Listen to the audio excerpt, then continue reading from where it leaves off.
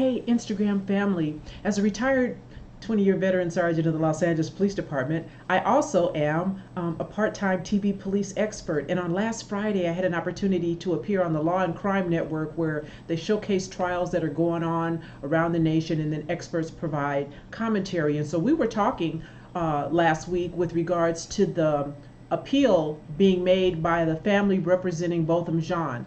The judge over there in Dallas has thrown out the city of Dallas as a defendant, if you will, in the civil lawsuit. Judge said, hey, Dallas is not liable. Sue Amber if you want to, but you have nothing. They say there is no claim upon which relief can be granted. So I'm going to share with you a few clips from Friday's Law and Crime Network.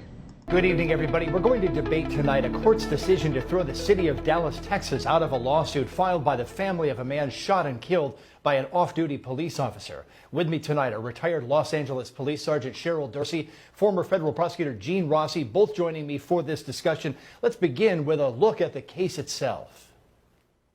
The lawsuit by the family of shooting victim Botham Jean is against defendant Amber Geiger personally and against her employer, the city of Dallas. It all surrounds Geiger's shooting and killing of Jean, an unarmed man in his own apartment, which she says she mistook for her own.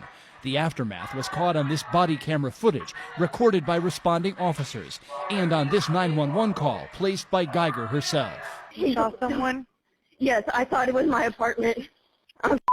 Oh my God, I need to get me, I'm in. Okay, we have help on the way. I know, but I'm gonna lose my job. The lawsuit seeks money damages for pain and suffering, mental anguish, loss of companionship, funeral and burial expenses, court costs, interest, and punitive damages for conduct done with evil motive or intent. The Jean family tried to link the city to the shooting by telling the court Geiger pulled the trigger less than half an hour after her 12-hour shift ended. She was still in uniform, still wearing a badge, and pulled the trigger of her city-issued gun. The family says she failed to observe proper police protocol of de-escalating the situation, seeking cover, or calling for backup. Plus, the family says the department considered the incident an officer-involved shooting and leaked documents which should have been sealed to the press in order to back up Geiger's version of what happened. But a federal judge ruled that the city cannot be held legally liable for Geiger's conduct, and that the city, not Geiger, should be dismissed with prejudice as a defendant. That means the claims cannot be refiled. The reason? The judge ruled that the Jean family lawsuit fails to state a claim upon which relief can be granted under Rule 12b-6 of the Rules of Civil Procedure. It's a common form of case dismissal based on the pleadings alone. It basically means that even if all of the facts are true, the law simply does not allow the Jean family to win against the city.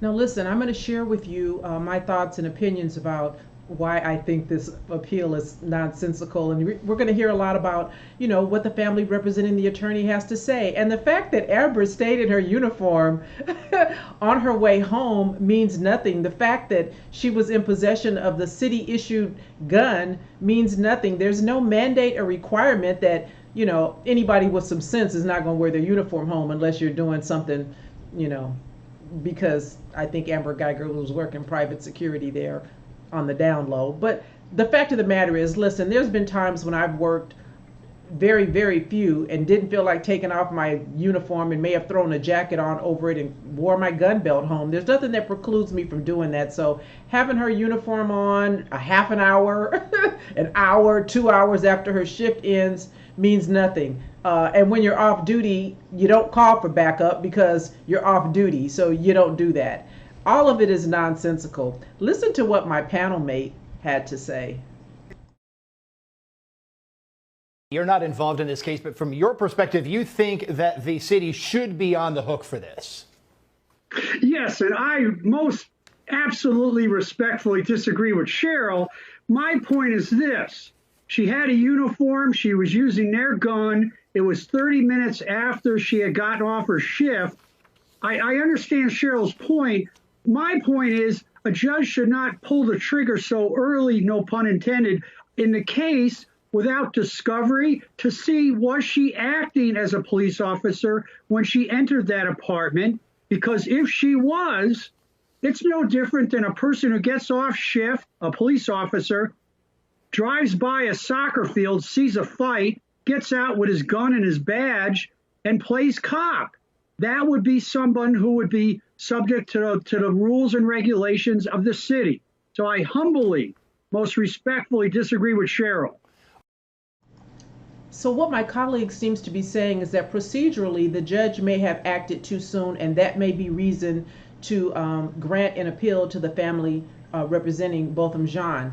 Obviously, I disagree. And then, when you hear what the attorney for the family there in Dallas had to say, it is just all sorts of wacky. And so I'm going to have a lot to say about that on the other side.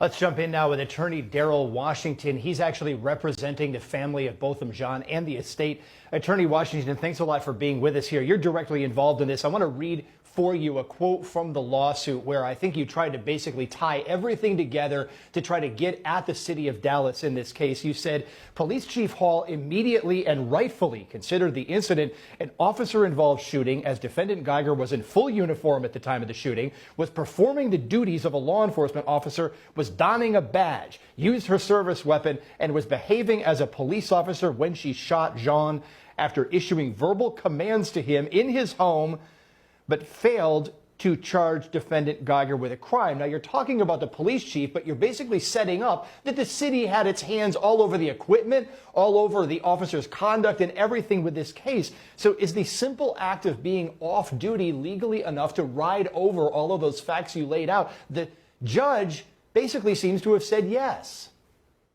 Well, let me just be very clear. Here in Texas, Texas state law as well as federal law, it is extremely clear that an officer, as soon as an officer believes or has reasonable suspicion to believe that a crime is being committed, they now go from off duty to on duty. Now, you heard Amber Geiger say in her testimony that she thought he was a threat. That alone means that she has reasonable suspicion to believe that some type of criminal activity was taking place. Here in Dallas, the Dallas Code of Conduct is very clear. It speaks to this very issue that officers are on duty 24 hours.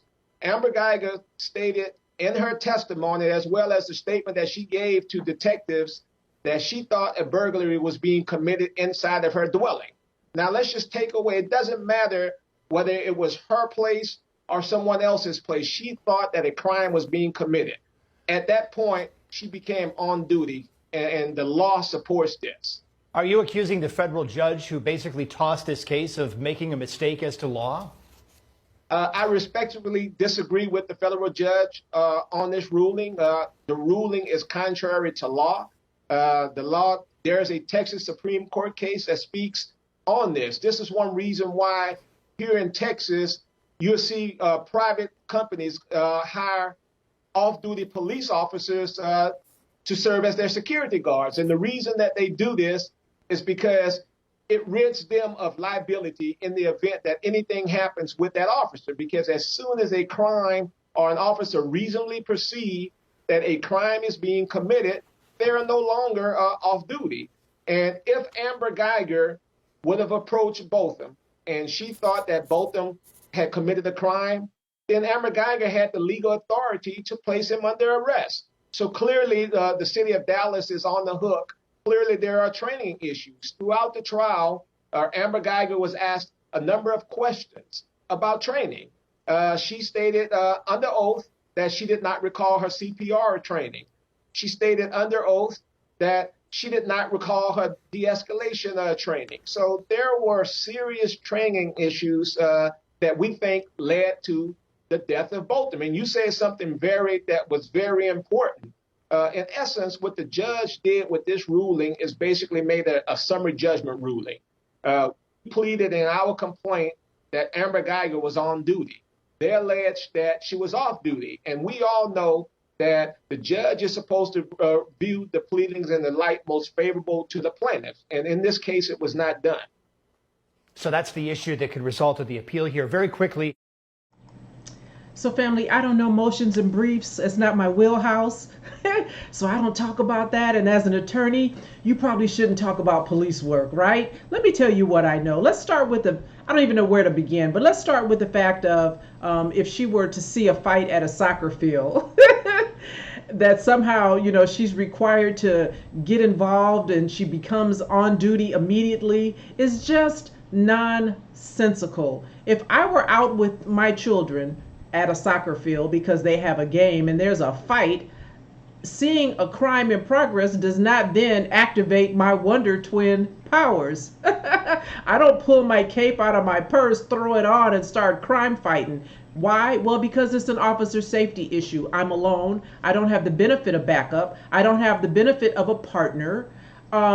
My children are with me. I put them in danger. Folks may or may not necessarily know that I'm an off-duty cop who just got activated by my Wonder Twin powers, right? And now, see me waving around a gun or taking some kind of action and think that they need to intervene. And so there's a plethora of reasons why you wouldn't want to do that.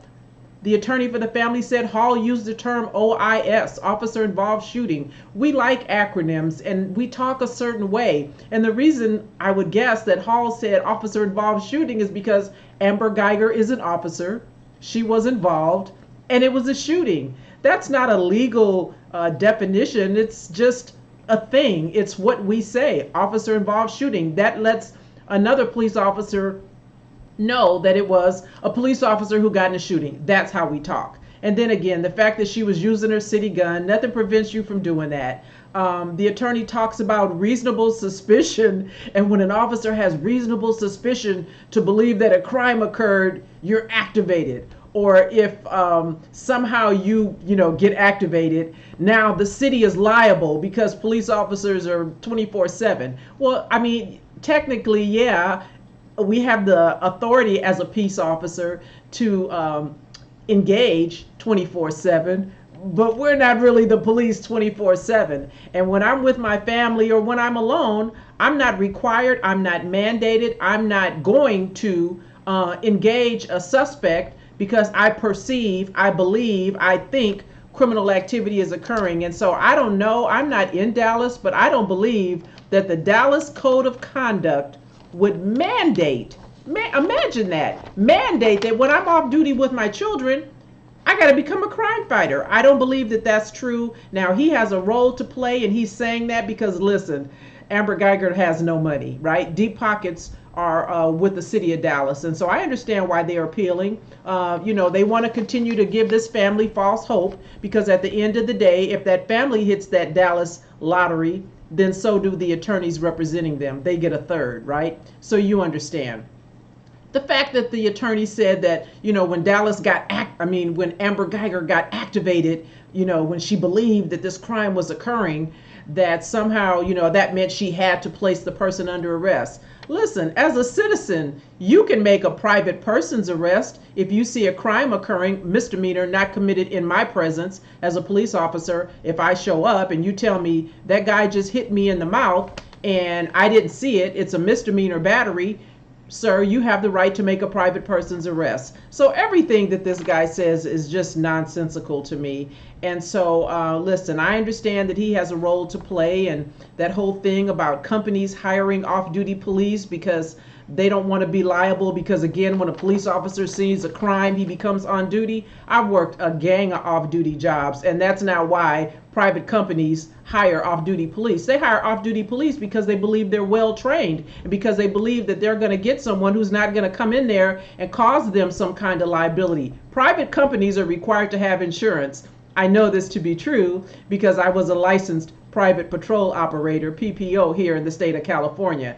And hiring off-duty police officers who are my friends does not somehow negate me and then make LAPD liable or the city of Los Angeles if one of my friends gets involved in some foolishness. So that's that. The appeal is ongoing. They're going to continue, and so will I. Until next time, family, I need you to be good and be safe.